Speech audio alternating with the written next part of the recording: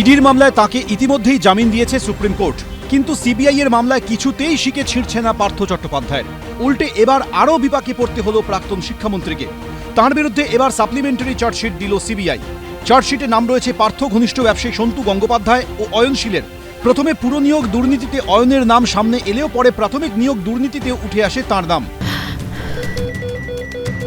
ক্যান্সারে নেই আর ভয়, NCRI হবে এর জয়। আপনাদের ভরসা নেতাজি সুভাষচন্দ্র বোস ক্যান্সার হসপিটাল। গত 1 অক্টোবর পার্থ চট্টোপাধ্যায়কে শোধ অ্যারেস্ট করে সিবিআই। এর 88 দিনের মাথায় চার্জশিট পেশ করল কেন্দ্রীয় গোয়েন্দা সংস্থা। 45 পাতার চার্জশিট জমা দেওয়া হলো ব্যাংকশাল কোর্টে। 45 পাতার চার্জশিটের সঙ্গে জমা দেওয়া হলো 1000 পাতার নথিও। সেখানে প্রাথমিকে নিয়োগ দুর্নীতির ক্ষেত্রে পার্থ চট্টোপাধ্যায়, সন্তু গঙ্গোপাধ্যায় ও অয়নশীলের সিন্ডিকেট কিভাবে কাজ করেছিল সেই বিষয়টি উল্লেখ করেছে সিবিআই। কিভাবে অয়নশীলের কাছ থেকে টাকা প্রথমে সন্তু গঙ্গোপাধ্যায়ের কাছে এবং সন্তু গঙ্গোপাধ্যায়ের কাছ থেকে পার্থ চট্টোপাধ্যায়ের কাছে কিভাবে গিয়েছিল তার উল্লেখ রয়েছে সিবিআই চার্জশিটে। আগেই গ্রুপ সি এবং গ্রুপ ডি মামলায় চার্জশিট দিয়েছে সিবিআই। শিক্ষক নিয়োগ দুর্নীতি মামলাতেও আগেই চার্জশিট জমা দিয়েছে ইডি। আর এবার প্রাথমিক নিয়োগ দুর্নীতি মামলায় চার্জশিট জমা দিল সিবিআই। চার্জশিট জমা দিয়ে কেন্দ্রীয় গোয়েন্দা সংস্থার বক্তব্য, প্রাথমিকে নিয়োগ দুর্নীতি মামলায় তদন্ত চলছে। এই দুর্নীতিতে কালীঘাটের কাকু এবং তার সিন্ডিকেটের সঙ্গে কিভাবে পার্থ চট্টোপাধ্যায় যুক্ত সেই তথ্য তুলে ধরা হবে। সব মিলিয়ে এখনই জেল মুক্তির সম্ভাবনা নেই প্রাক্তন শিক্ষামন্ত্রীর। প্রকাশ সিনহা, এবিপি আনন্দ, কলকাতা।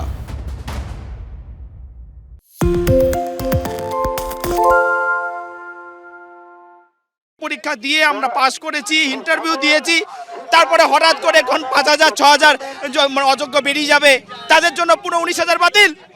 আমার 13 মাসের ছোট ছেলে আছে, কোথায় যাব আমি?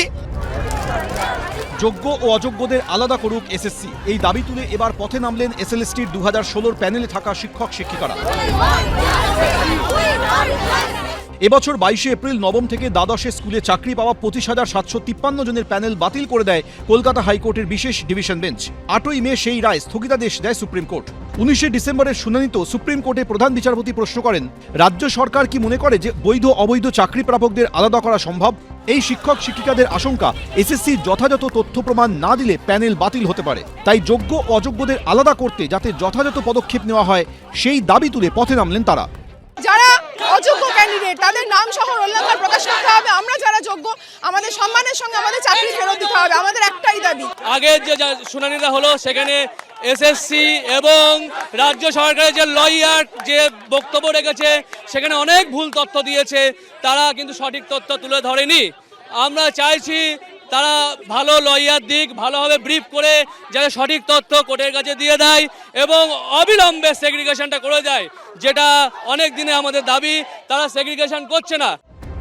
শুক্রবার শিয়ালদা থেকে ধর্মতলা পর্যন্ত মিছিল করেন এসএলএসটির 2016 প্যানেল থাকা শিক্ষক শিক্ষিকারা। ডোরিনা ক্রসিং ও রানী রাসমণি অ্যাভিনিউয়ে অবস্থান বিক্ষোভও করেন তারা। 7ই জানুয়ারি সুপ্রিম কোর্টে এই মামলার শুনানি রয়েছে। ঐশী মুখোপাধ্যায়ের রিপোর্ট, এবিপি আনন্দ।